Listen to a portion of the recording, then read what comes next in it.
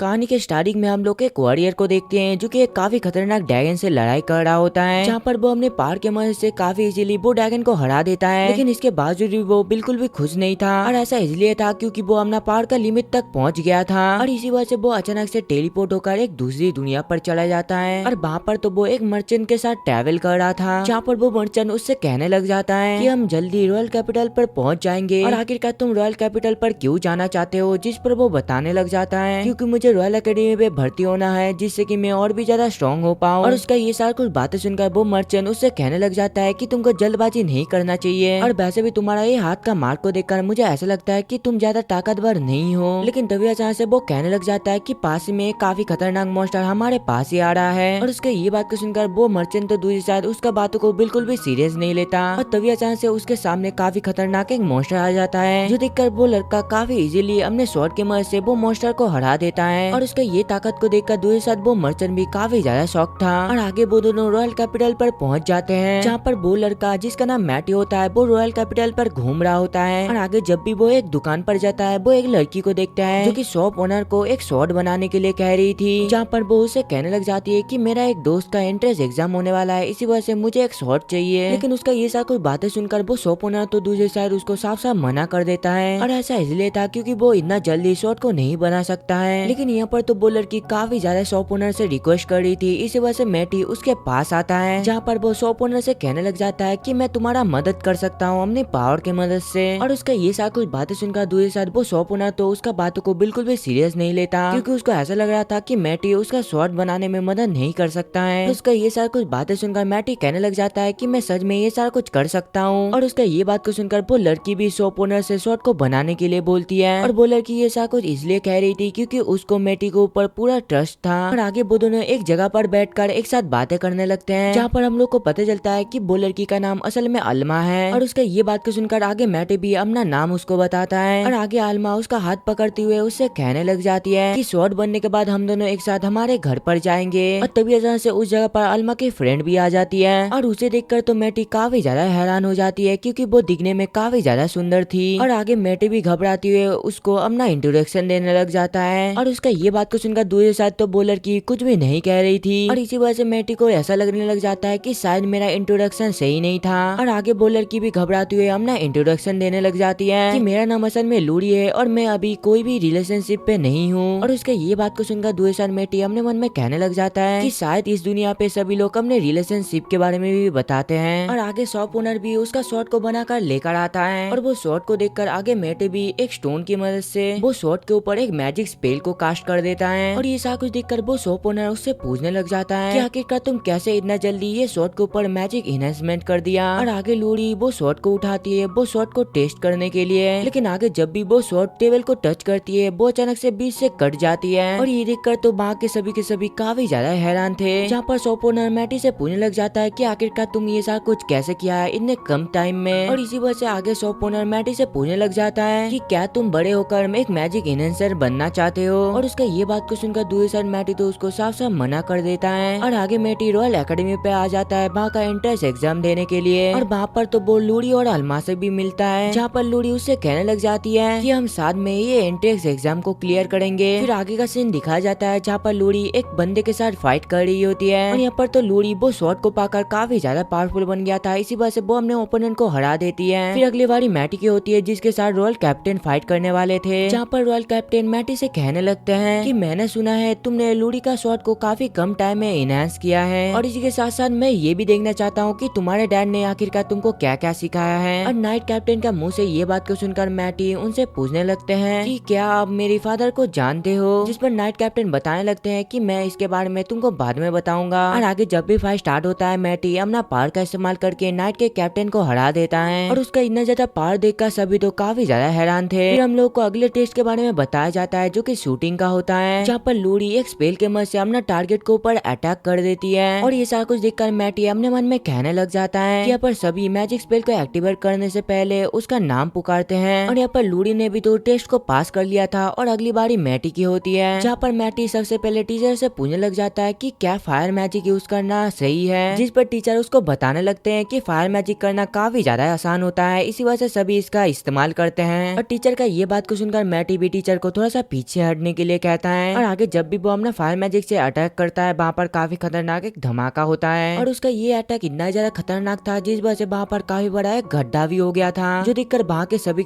काफी ज्यादा हैरान थे। और आगे मैटी यूनिफॉर्म को पहनने के बाद वो अल्मा और लूरी से मिलता है, जिसके बाद वो सभी एक साथ एंट्रेंस सेरेमनी में आ जाते हैं। और वहाँ पर तो हेडमास्टर सभी को कांग्रेचुलेशन कह रहे थे ये एंट्रेंस एग्जाम को पास करने के लिए, जहाँ पर वो कहने लगते हैं कि तुम सभी को और भी ज्यादा मेहनत कर काफी ज्यादा स्ट्रॉन्ग बनना है। लेकिन जाने से पहले हेडमास्टर मैटी से कहने लगते हैं कि तुम जल्दी से मेरे ऑफिस पे आकर मिलो। और आगे जब भी मैटी हेडमास्टर की ऑफिस के गेट के सामने आता है वो काफी ज्यादा परेशान था कि आखिरकार हेडमास्टर ने उसको क्यों बुलाया है और क्या ग्राउंड का ऐसा हालत करने की वजह से मुझे एकेडमी से निकाल दिया जाएगा। और वो ये सारा कुछ सोच ही रहा होता है तभी अचानक से हेडमास्टर उसके पीछे आ जाते हैं और आगे हेडमास्टर मैटी से पूछने लग जाते हैं कि आखिरकार तुम इतने स्ट्रॉन्ग कैसे हो और मैंने सुना है कि तुम नाइट के कैप्टन को भी हरा दिया और आखिरकार तुम स्पेल को पढ़े बिना कैसे मैजिक स्पेल को एक्टिवेट करते हो और इसी वजह से मुझे ऐसा लगता है कि तुम आगे चलकर काफी ज्यादा स्ट्रॉन्ग बन सकते हो। और ऐसा इसलिए है क्योंकि ओएलएस मैजिक काफी पहले ही गायब हो चुका है और इसी के साथ साथ कोई भी ये मैजिक के बारे में कुछ भी नहीं जानता है। और हेडमास्टर का ये सारा कुछ बातें सुनकर सभी तो वहाँ पर काफी ज्यादा हैरान हो गए थे। और आगे टीचर मैटी से कहने लगते हैं कि मैं चाहता हूँ कि तुम सभी स्टूडेंट को ओएलएस मैजिक के बारे में सिखाओ, जिससे कि हम आने वाले एक कंपटीशन में एक दूसरी एकेडमी को काफी इजीली हरा सके। और ये एकेडमी काफी ज्यादा स्ट्रॉन्ग है, इसी वजह से हम लोग को हमेशा उसका बातों को मानना पड़ता है। और हेडमास्टर का इतना रिक्वेस्ट करने के वजह से बाद में मैटी भी इसके लिए तैयार हो जाता है। और ये सारा कुछ देखकर मैं एक ही चीज कहना चाहता हूँ कि आखिरकार कौन ही एकेडमी पे पहले दिन ही आकर एक टीचर बन जाता है, ये सोचने वाली बात नहीं है। और आगे सभी को पता चलता है कि मैटी सभी को ओएलएस मैजिक सिखाने वाला है और आगे मैटी सभी को ये ओएलएस मैजिक सिखाकर दिखाता है, जो देखकर सभी तो काफी ज्यादा हैरान थे। जहाँ पर सभी सोचने लग जाते हैं कि क्या ही मैटी डीमन तो नहीं है, क्योंकि डीमन ही ओएलएस मैजिक का इस्तेमाल कर सकते हैं। फिर थोड़ी देर बाद का सीन दिखाया जाता है जहाँ पर सभी स्टूडेंट ओएलएस मैजिक का इस्तेमाल करके अपना ट्रेनिंग कर रहे होते हैं। और सभी को ट्रेनिंग करते हुए देखकर लूरी मैटी से कहने लग जाती है कि मेरे पास ज्यादा एनर्जी नहीं बची है, इसी वजह से शायद मैं ये सारा कुछ नहीं कर सकती। और उसके ये सारा कुछ बातें सुनकर दूसरे मैटी को भी पता चल गया था कि लूरी की सभी एनर्जी खत्म हो चुका है। और इस वजह से आगे मैटी एक स्पेल के मदद से लूरी को अपना थोड़ा सा पावर दे देता है और इसी वजह से लूरी तो ओएलएस मैजिक का इस्तेमाल कर पा रही थी और इसी वजह से वो तो काफी ज्यादा खुश हो जाती है। फिर एक मंथ का बाद का सीन दिखाया जाता है जहाँ पर कंपटीशन का दिन आ जाता है और वहाँ पर तो लूरी मैटी को बता रही थी कि इस बार चूजन वन नहीं आया है और वो काफी ज्यादा स्ट्रॉन्ग है और उनके वजह से ही हमेशा फर्स्ट एकेडमी जीत जाता है। और उसका ये सारा कुछ बातें सुनकर मैटी भी उसको बताने लग जाता है कि वो असल में मुझसे 10 गुना ज्यादा ताकतवर है। और उसका ये बात को सुनकर वो दोनों तो काफी ज्यादा हैरान हो जाते हैं। फिर थोड़ी देर बाद का सीन दिखाया जाता है जहाँ पर मैटी बैटल के लिए जा रहा था और उसका हाथ का ये मार्क को देखकर दूसरी एकेडमी के सभी स्टूडेंट तो उसका काफी ज्यादा मजाक उड़ा रहे थे। लेकिन दूसरी साइड मैटी को तो पहले से ही पता था कि उनमें से एक स्टूडेंट डीमन है। और आगे जब भी मैच स्टार्ट होता है जल्दी से मैटी अपने स्पेल के मदद से उसके ऊपर अटैक कर देता है। लेकिन यहाँ पर वो डीमन थोड़ी ना कम था, वो अपने पावर के मदद से उसका अटैक से काफी इजीली बच जाता है। और आगे वो डीमन अपना पावर के मदद से उसके ऊपर अटैक कर देता है। लेकिन यहाँ पर तो वो अपने स्पेल को कास्ट नहीं किया था, इसी वजह से सभी को पता चल जाता है कि वो असल में एक डीमन है। और आगे मैटी उसके सभी अटैक से बचते हुए उसके ऊपर अटैक कर देता है। और मैटी का इतना ज्यादा खतरनाक पावर को देखकर वो डीमन भी जल्दी से अपना ओरिजिनल फॉर्म पे आ जाता है। और ये डीमन को देखकर हेडमास्टर जल्दी से सभी स्टूडेंट को यहाँ से जाने के लिए कहते हैं। और आगे जब भी वो डीमन मैटी के ऊपर अटैक करता है वो उसके अटैक से काफी इजीली बच जाता है। इस चीज का फायदा उठाकर आगे जब भी वो डीमन वहाँ से भागने की कोशिश करता है मैटी जल्दी से अपने शॉट के मदद से उसको ऊपर अटैक कर देता है, जिस वजह से वो डीमन वहाँ पर ही मर जाता है। और उसका इतना ज्यादा खतरनाक पावर को देखकर दूसरी साइड सभी तो काफी ज्यादा हैरान थे। और आगे मैटी अपने मन में कहने लग जाता है कि मैंने अपने पास्ट में सारा डीमन को खत्म कर दिया था। और आगे मैटी अपने बारे में बताने लग जाता है कि रिकार्नेशन होने के बाद मेरा जन्म एक फैमिली के अंदर हुआ और मैं असल में वो एकेडमी का थर्ड सन हूँ। और इसके साथ साथ मुझे पुरानी लाइफ के बारे में सारा कुछ पता था, इसी वजह से मैं इस दुनिया पे भी काफी ज्यादा पावरफुल हूँ। और मैंने ये चीज अपने फैमिली को बताने के लिए साफ साफ मना कर दिया था। लेकिन अभी मुझे इस बारे में पता लगाना है कि आखिरकार मेरे पावर के बारे में आखिरकार किसने रूमर्स फैलाए होंगे। और आगे जब भी सभी स्टूडेंट डीमन को देख रहे होते हैं लूरी जल्दी से जाकर मैटी को हक कर लेती है, जहाँ पर वो कहने लग जाती है कि मुझे तुम्हारा काफी ज्यादा चिंता हो रही थी। और आगे प्रिंसिपल और मैटी रॉयल पैलेस पर आ जाते हैं और वहाँ पर तो उसको समझ नहीं आ रहा था कि आखिरकार किंग ने उसको यहाँ पर क्यों बुलाया है। और आगे जब भी वो दोनों किंग के सामने जाते हैं किंग प्रिंसिपल से पूछने लग जाते हैं कि क्या यही है जिसने कि अकेले एक डीमन को हराया है। और आगे मैटी भी अपने बारे में बताता है, जो सुनकर किंग उससे कहने लगते हैं कि मैं असल में तुमको गिफ्ट में एक टेरिटोरी देना चाहता हूँ, लेकिन तुम अभी जिस एज में हो मुझे ऐसा लगता है कि तुमको टेरिटोरी देना ये ठीक नहीं होगा। और इसी वजह से मैं सभी के सामने पब्लिक में तुम्हारा तारीफ करना चाहता हूँ, लेकिन लेकिन अगर इसके बारे में डीमन को पता चल गया तो एक एक करके सभी रॉयल कैपिटल खतरे में पड़ जाएगा। और इसी वजह से मैं तुमको एक शॉट गिफ्ट करना चाहता हूँ जिसके अंदर डबल एनहांसमेंट है। और ये शॉट असल में मुझे एक शॉप ओनर ने दिए थे।